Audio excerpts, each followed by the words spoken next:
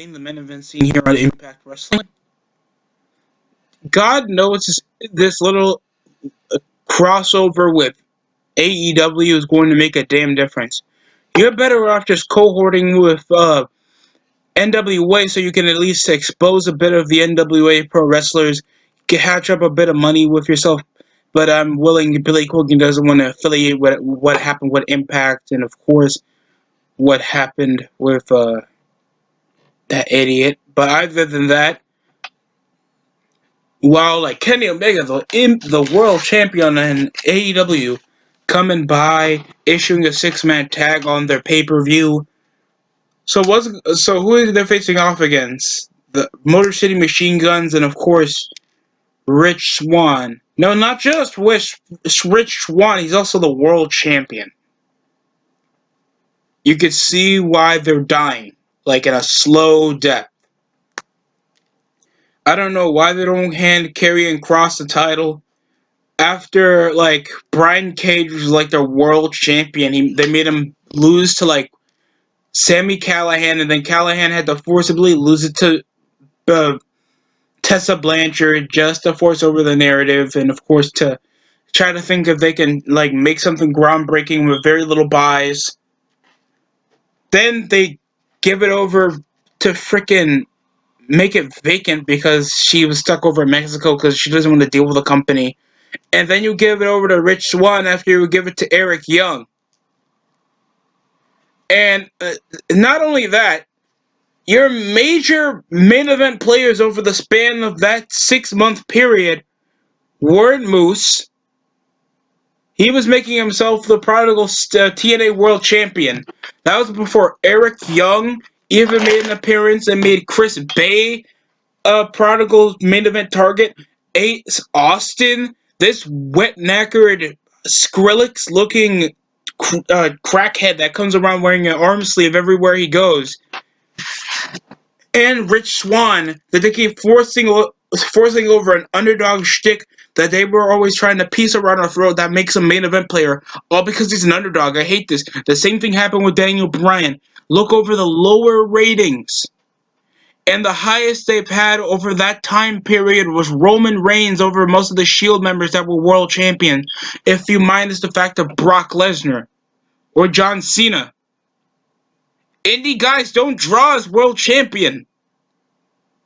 That sounds mean, and I could be wrong over if you have over any other facts that give that like a guy particularly getting bona fidely like over while he was an indie star or is an indie star actually made any other show unpopular or mainstream appeal other than WWE. Like Daniel Bryan was like the highlight of WrestleMania 30 because they made it. It was predictable. They were overly pushing that guy over the underdog shtick, even though he was already like a 2-time world champion before WrestleMania 30. And you guys were complaining over his underachieving mentality. And you guys ruined the return of Batista. Even EC3 doesn't want to deal with your garbage. You guys stick over a return of James Storm just for him to not even show up on Impact. Eric Young, you made him lose clean over to Rich Swann. Eric Young.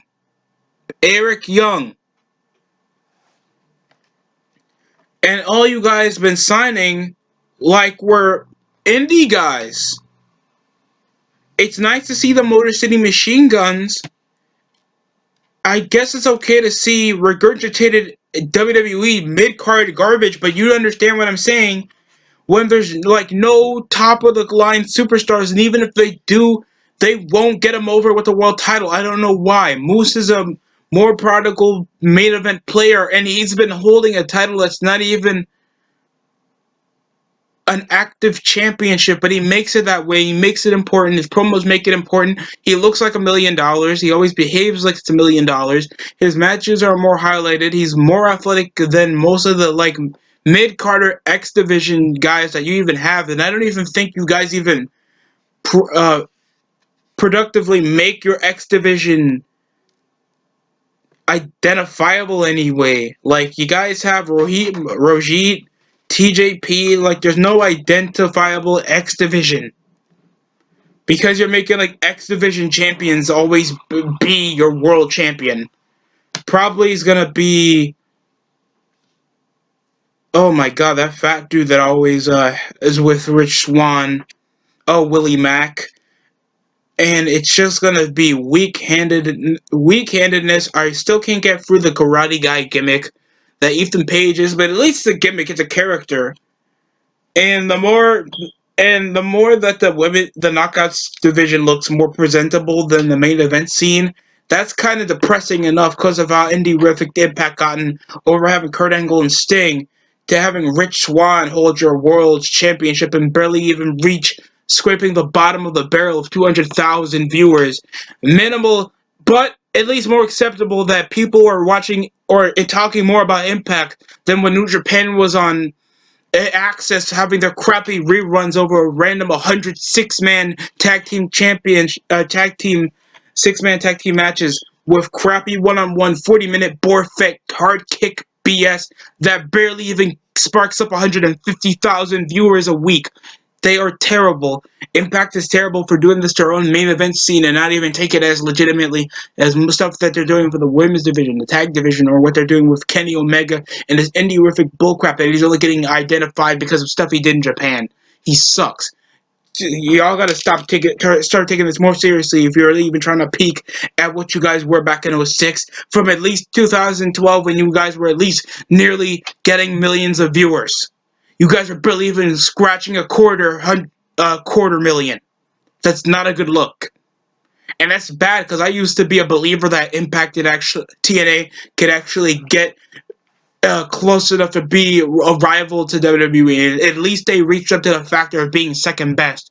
And now glorified, expensive indie promotions beating you with that on Impact. By AEW standards. And they like glorify their multi-man tag team crap with Miro being a freaking gamer and a whole lot of jobbers doing absolutely nothing. And a dying Sting. Like, please, excuse me. Why is there such a bad main event scene on Impact? But that's it coming from me, man. That's what I question. Hopefully they make it smart. Like, make a faction, make a world champion out of a guy that actually looks like $1,000,000. Make it actually presentable enough to see if any other guys like Ken Anderson, that's now a free agent, he got released by NWA. Get guys with actual personality. Try to cooperate with some other promotions to try to expand your branch and actually make a presentable product. And the main event scene is one of them because if you have nothing, any like profitable person or a group of people in a small market residing on Impact's identity at this current point, and you don't want to end up like it was back in 2017 because you came from being on Pop, National America to being on Access. You guys have the money. You guys have a source. You guys have something that people probably could watch on TV. So don't screw this up. And your main event scene is one of them. That's it coming from me. Hopefully you guys take some semblance of advice from all this, especially Impact Wrestling. God. Eddie Edwards looks